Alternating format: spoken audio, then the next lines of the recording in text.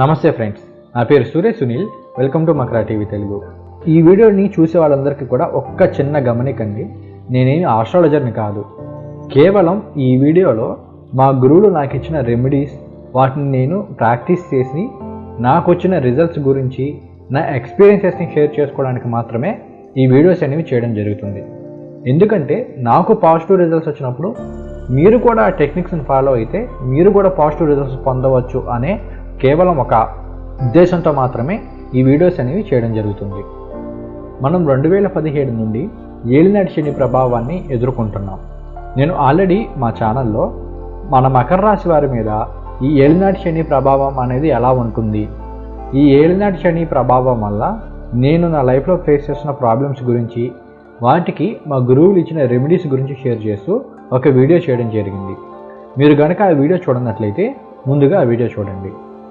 ఇకపోతే ఈ వీడియోలో కేవలం మన మకర రాశి వాళ్ళం మాత్రమే అని కాకుండా కుంభరాశి వాళ్ళు, అదేవిధంగా ధనుర్రాశి వాళ్ళు, తులారాశి వాళ్ళు, మిథున రాశి వాళ్ళు, అంటే ఏలినాటి శనితో కానీ, అర్ధాష్టమ శనితో కానీ, అష్టమ శనితో కానీ బాధపడుతున్న వాళ్ళందరికీ కూడా ఉపయోగపడే ఒక సింపుల్ సాధన గురించి వివరించబోతున్నాను. దీన్ని నేను ఆల్మోస్ట్ 3 months నుంచి ప్రాక్టీస్ చేస్తున్నాను. దాంట్లో నాకు మంచి రిజల్ట్స్ వచ్చాయి, చాలా పాజిటివ్ రిజల్ట్స్ ఉన్నాయి అనుకున్న తర్వాతే నేను మీకు ఈ రెమెడీ అనేది షేర్ చేయడం జరుగుతుంది. మనం ఏ రాశి వారమైనా సరే, ఏలినాటి శనితో బాధపడుతున్నా, అర్ధాష్టమ శనితో బాధపడుతున్నా, లేక అష్టమ శనితో బాధపడుతున్నా, మనకి ఫిజికల్ ప్రాబ్లమ్స్ ఎన్ని ఉంటాయో సైకలాజికల్ ప్రాబ్లమ్స్ కూడా అన్నీ ఉంటాయి. అంటే మనకి ఉద్యోగంలో సమస్యలు కావచ్చు, అంటే నిరుద్యోగం కావచ్చు, లేదంటే ఉద్యోగంలో ఎప్పుడు ఏదో ఒక చిరాకు, ఏదో ఒక టెన్షన్ కానీ, హడావడి కానీ జరుగుతూనే ఉండొచ్చు. లేదంటే ఆరోగ్య సమస్యలు, కుటుంబంలో సమస్యలు, లేదంటే కుటుంబంలో కలహాలు కావచ్చు. ముఖ్యంగా మన లైఫ్లో అన్నీ బాగానే ఉన్నట్టుంటే కానీ ఎక్కడ ఏదో ప్రాబ్లం ఉంటుంది. అన్నీ హ్యాపీగా ఉన్నాయి, అంతా సంతోషంగా ఉన్నాం అనుకున్నట్టే ఉంటాం, కానీ ఏదో ఒక సమస్య వస్తూనే ఉంటుంది. ఏదో ఒక చిరాకు, ఎవరి మీద తెలియని కోపం, అంటే ఎందుకు వస్తుందో తెలియని కోపం అనేది, ఎందుకు వస్తుందో ఎటువంటి రీజన్ లేకుండా యాంగ్జైటీ రావడం, లేదంటే చిరాకు వచ్చేయడం అనేవి జరుగుతుంటాయి. సో మీరు కూడా ఇలాంటి ప్రాబ్లమ్స్ని ఫేస్ చేస్తున్నట్లయితే ఇప్పుడు నేను చెప్పే సింపుల్ రెమెడీ అనేది ఫాలో అయ్యి చూడండి. ఖచ్చితంగా మీకు పాజిటివ్ రిజల్ట్స్ అనేవి వచ్చి తీరుతాయి. అండ్ అలాగే ఇప్పుడు నేను ఏదైతే చెప్పబోతున్నానో ఆ రెమెడీకి ఎటువంటి నియమాలు కానీ, ఎటువంటి నిబంధనలు కానీ లేవు.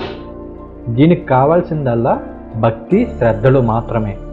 మీరు శ్రద్ధగా చేయగలిగితే చాలు, దీని నుంచి మీరు అద్భుతమైన రిజల్ట్స్ అనేవి పొందవచ్చు. ఇంతకీ అదేమిటి అంటే పంచాక్షరి మంత్రం, అంటే ఓం నమః శివాయ అనే మంత్రం. శివన్నామ స్మరణ ఒక్కటి చాలు మనల్ని అన్ని గ్రహాల బాధల నుండి గట్టెక్కించడానికి. ఎందుకంటే ఆ పరమశివుడు అన్ని గ్రహాలకు అధిపతి, గ్రహాలు అన్నీ కూడా ఆయన ఆధీనంలో ఉంటాయి. కాబట్టి మనం ప్రతిరోజు కూడా మనస్ఫూర్తిగా ఆయన్ని ఆరాధించగలిగితే చాలు. ఆ పరమశివుడు మనకున్న అన్ని కష్టాలను తొలగించి అష్ట ఐశ్వర్యాలను, అన్ని రకాల సుఖాలను మనకి ప్రసాదిస్తాడు. సో ఈ మంత్రానికి మీకు ఎటువంటి గురువుల యొక్క ఉపదేశం అనేది అవసరం లేదు.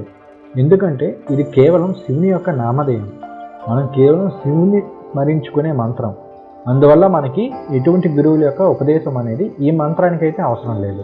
అలాగే ఇంతకుముందు మీకు చెప్పినట్లుగా ఈ మంత్రం జపించడానికి పెద్ద పెద్ద నియమాలు కానీ, నిబంధనలు కానీ ఏమీ లేవు.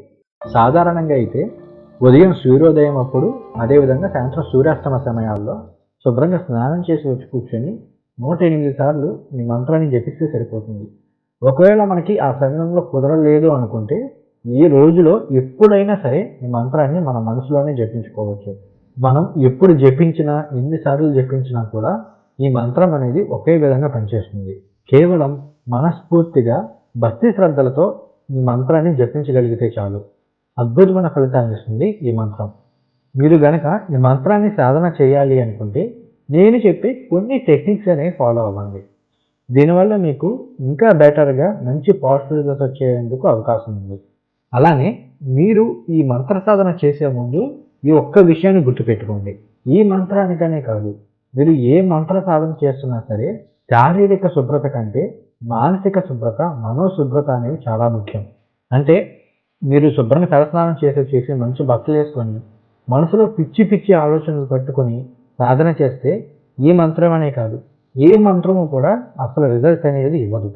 అలాగే ఈ మంత్ర సాధన అనే కాదు, ఏ సాధన అయినా సరే ఎదుటి వాళ్ళ మీద కోపంతోనో ద్వేషంతోనో వాళ్ళని ఏదో చేయాలన్న ఉద్దేశంతో మాత్రం ఇటువంటి సాధనలు అనేవి చేయకండి.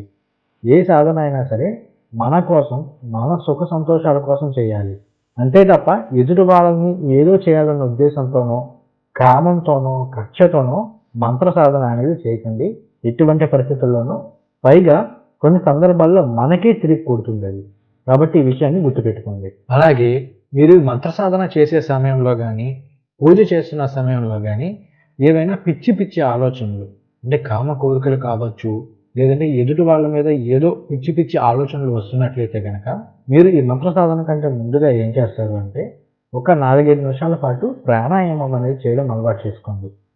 ఎందుకంటే మనం ఒక 4-5 నిమిషాల పాటు ప్రాణాయామం చేశాము అంటే కనుక మన మైండ్ అనేది చాలా రిలాక్స్డ్ అయిపోతుంది. అలాగే ఖచ్చితంగా మెడిటేషన్ అనేది అలవాటు చేసుకోండి.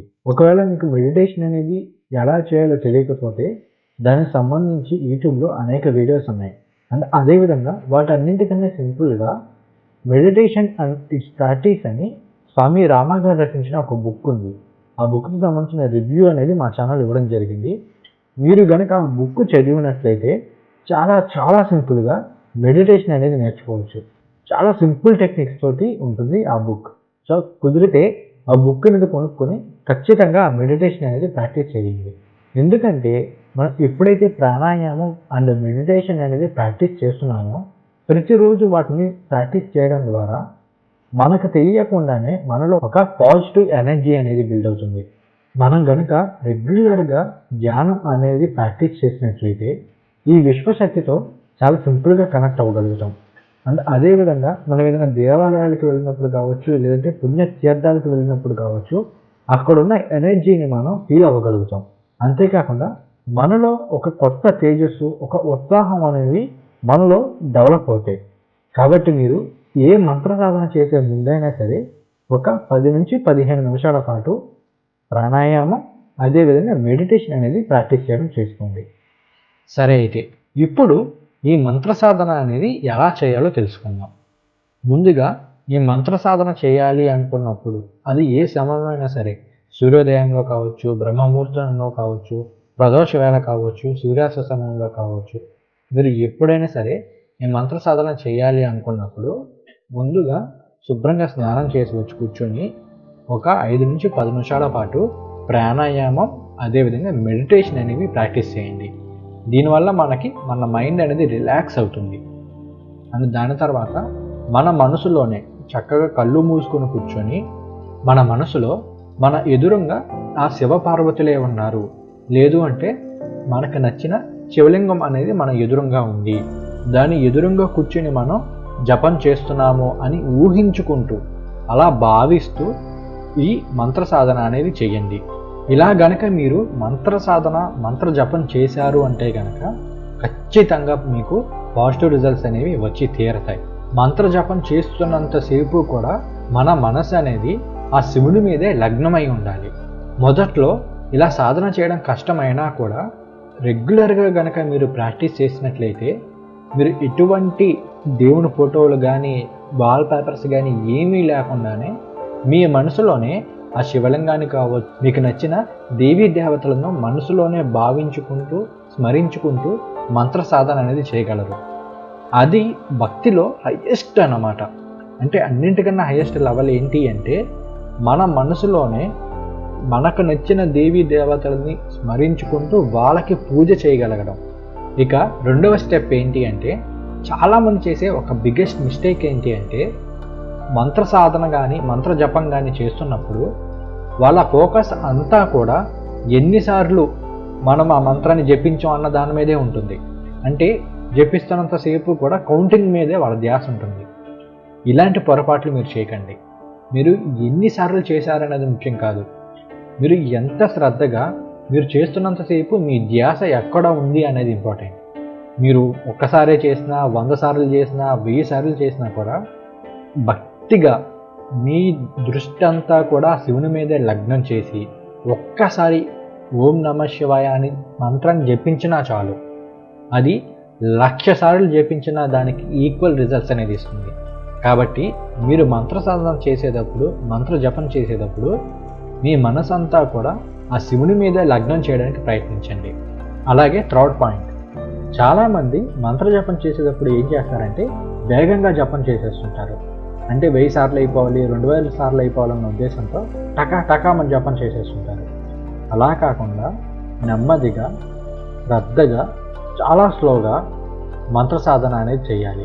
నేను ప్రతిరోజు కూడా ఉదయం 108 సార్లు, సాయంత్రం 108 సార్లు మాత్రమే జపం అనేది చేసేవాడిని.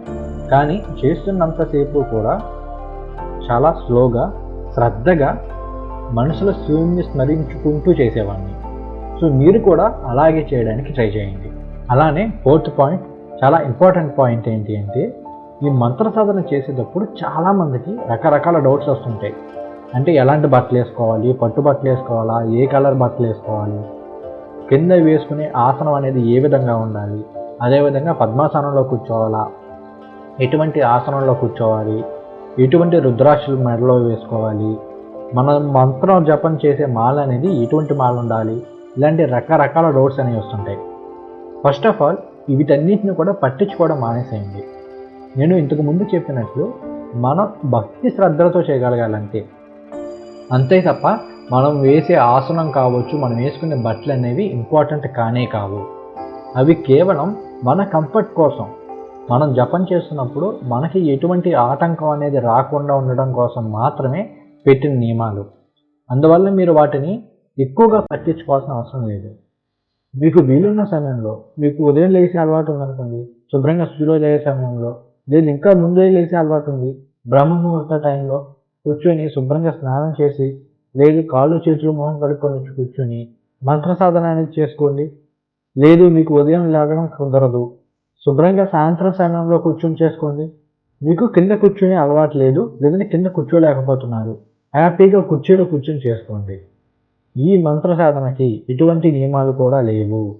కేవలం మీ భక్తి శ్రద్ధలో మాత్రమే ఇంపార్టెంట్.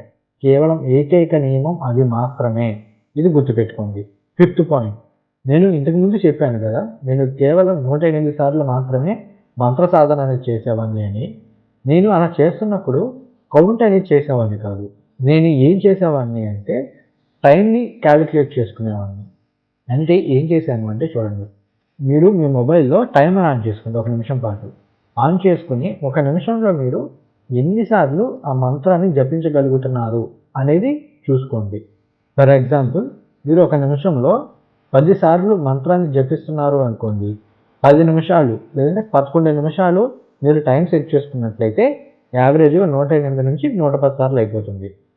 సో మీరు ఏం చేస్తారు అంటే 10 నిమిషాల పాటు మీ ఫోన్లో అలారం పెట్టుకొని ప్రశాంతంగా మెడిటేషన్ అనేది చేస్తుంది. దీనివల్ల మన మైండ్ అనేది కేవలం మన మంత్ర సాధన మీదే ఉంటుంది తప్ప ఎన్నిసార్లు మంత్రాన్ని జపించామనే దాని మీద ఉండదు, దాన్ని లెక్క వేయడం మీద ఉండదు. కాబట్టి మనం పీస్ఫుల్గా మంత్ర సాధన అనేది చేసుకోవచ్చు. Fifth point and final point, మీ మంత్ర జపం అనేది అయిపోయిన తర్వాత మీరు వెంటనే కళ్ళు తెరవకండి. 1-2 నిమిషాల పాటు అలాగే ప్రశాంతంగా కూర్చొని శివపార్వతులకి మీ మనసులోనే హారతి అనేది ఇవ్వండి. అంటే మనం ఏ విధంగా అయితే పూజ చేస్తామో అదే పూజని మీరు మీ మనసులోనే చేయడానికి ప్రయత్నం చేయండి. దీనినే మనోపూజ అంటారు. మనం గనక ఇలా నిత్యం పూజ చేసినట్లయితే మనం కోరుకున్న కోరికలు అనేవి ఖచ్చితంగా నెరవేరుతాయి. అలానే ఇక్కడ మీకు ఎడిషనల్గా ఇంకొక చిన్న టెక్నిక్ అనేది చెప్తాను. మీరు మంత్ర సాధన చేస్తున్న టైంలో స్టార్టింగ్లో ఏం చేస్తారు అంటే, మనకి ఆల్రెడీ యూట్యూబ్లో చాలామంది ఈ మంత్ర జపం చేస్తూ వీడియోలు అనేవి పోస్ట్ చేశారు. ఇందులో 108 సార్లు ఉంది, 1008 సార్లు ఉన్నాయి, చాలా ఉన్నాయి. సో మీరేం చేస్తారు అంటే వీటిలో ఏదైనా ఒక వీడియోని తీసుకొని ఆ వీడియో అనేది వింటూ మంత్రాన్ని జపించడానికి ప్రయత్నం చేయండి. దీనివల్ల ఏమవుతుందంటే మనం సరైన పద్ధతిలో మంత్రాన్ని జపించగలుగుతాం. అదే సమయంలో ఆల్రెడీ ఆ వీడియోలో వాళ్ళు 108 సార్లు, 1008 సార్లు చెప్తుంటారు కాబట్టి మనం అదే విధంగా జపించడం అని చేసినట్లయితే మనకి కూడా అదే లెక్క అనేది వచ్చేస్తుంది. సో ఒకసారి మీరు ఈ విధంగా ట్రై చేసి మీకు ఎటువంటి రిజల్ట్స్ వచ్చాయి అనేది ఈ వీడియోలో కామెంట్స్లో తెలియజేయండి.